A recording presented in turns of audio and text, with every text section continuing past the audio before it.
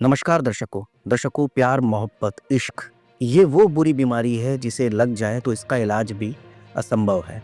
जी हाँ, प्यार मोहब्बत में जब दो प्रेमी जोड़े आपस में पड़ जाते हैं तो उन्हें कुछ दिखाई नहीं देता। वो तो हर हद से गुजर जाना चाहते हैं। उनको न जमाने की फिक्र होती है और ना ही घर परिवार की फिक्र होती है। उन्हें तो बस एक दूसरे को हासिल करना होता है, क्योंकि यही तो प्यार मोहब्बत है। लेकिन अगर मैं आपको एक ऐसे ही प्रेमी जोड़े के बारे में बताऊं जिसमें प्रेमिका ने अपने प्रेमी की जान सिर्फ इसलिए ले ली क्योंकि एक ज्योतिष ने एक भविष्यवाणी करी थी। सिर्फ उस ज्योतिष की भविष्यवाणी की वजह से उस लड़की ने अपने प्रेमी की जान ले ली। यहाँ तक कि पुलिस की जांच में भी ये साफ नहीं हो पा रहा था कि आखिर इस लड़के की हत्या हुई है या ये नेचुरल डेथ है। क्या है पूरा मामला, चलिए शुरू से बताता हूँ। केरल के तिरुवनंतपुरम में शेरिन मर्डर केस में कुछ ऐसा ही देखने को मिला है। एक ज्योतिषी की भविष्यवाणी से डरकर एक गर्लफ्रेंड ने अपने बॉयफ्रेंड को आयुर्वेदिक पेय पदार्थ में जहर देकर मार डाला। मौत के पहले उसने रिसर्च की और गूगल पर हजारों तरीके देखे कि कैसे मारना है जिससे किसी को ये तक ना पता लगे कि इसकी हत्या हुई है। बस लोग ये समझे कि ये नेचुरल डेथ है और वो पकड़ी भी ना जाए। उसने अपने मामा के साथ मिलकर इस खौफनाक साजिश को अंजाम दिया। महज 22 साल की लड़की ने मर्डर की ऐसी इबारत लिख डाली कि जिसने भी सुना उसे खौफनाक कहानी पर यकीन ही नहीं हुआ। हत्या का कोई गवाह, कोई सबूत तक उसने पीछे नहीं छोड़ा।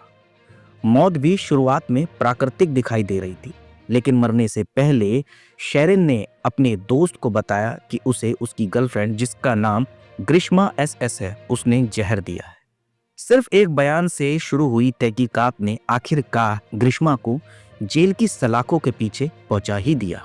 अब उसे नैया टिनकरा एडिशनल डिस्ट्रिक्ट सेशन कोर्ट ने मौत की सजा सुनाई है। कोर्ट ने इस हत्याकांड को रेयरेस्ट ऑफ द रेयर बताया है। जी हाँ, ग्रीष्मा पीजी की स्टूडेंट थी और शेरिन अपनी ग्रेजुएशन के लास्ट ईयर में था। उसी दौरान दोनों की मुलाकात कन्याकुमारी के एक निजी कॉलेज में हुई। बस यहीं से दोनों के बीच में प्यार हुआ और दोनों एक दूसरे के करीब आते चले गए। धीरे धीरे उनका मेल मिलाप इतना बढ़ने लगा कि दोनों के बीच आपसी रजामंदी से संबंध भी बनने लगे। दोनों हंसी खुशी एक दूसरे के साथ करीब 1 साल तक संबंध में रहे। लेकिन ग्रीष्मा के परिवार ने उसकी दूसरी जगह शादी पक्की कर दी। शादी पक्की होने के बाद ग्रीष्मा शेरिन से छुटकारा चाहती थी। शेरिन से इसके लिए उसने बात भी की, लेकिन शेरिन ने ग्रीष्मा से रिश्ता खत्म करने से साफ इनकार किया। और इनकार करे भी क्यों ना दर्शकों, क्योंकि उसने प्यार किया था। उसे थोड़ी पता था कि ऐसा हो जाएगा। फिर क्या, इसके बाद ग्रीष्मा किसी भी कीमत पर शेरिन से छुटकारा चाहती थी, जिसके लिए उसने खौफनाक प्लान बनाया। ग्रीष्मा के परिवार में ज्योतिषी ने भविष्यवाणी की थी कि उसके पहले पति की मौत हो जाएगी। इस वजह से भी ग्रीष्मा बहुत डर गई थी और चाहती थी कि वह शेरिन को छोड़कर दूसरी शादी कर ले।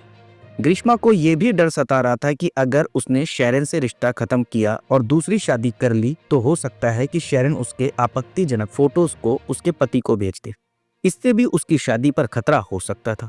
इसलिए उसने एक खौफनाक प्लान बनाया। ग्रीष्मा ने 14 अक्टूबर 2022 को शेरिन को घर बुलाया और उसने आयुर्वेदिक दवा के साथ उसे हर्बिसाइड मिलाकर पिला दिया। शेरिन को दवा बहुत कड़वी लगी, लेकिन उसने इसे पी लिया क्योंकि उसे ये थोड़ी पता था कि ऐसा कुछ होगा। उसे तो पता था ये मेरी गर्लफ्रेंड है, ऐसा थोड़ी कुछ कर सकती। इसके बाद शेरिन घर चला गया, जहां उसकी तबीयत बिगड़ गई। तबीयत बिगड़ने के बाद उसे हॉस्पिटल में भर्ती कराया गया।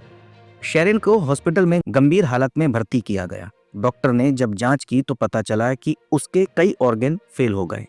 11 दिन तक इलाज के बाद शेरिन की दर्दनाक मौत हो गई।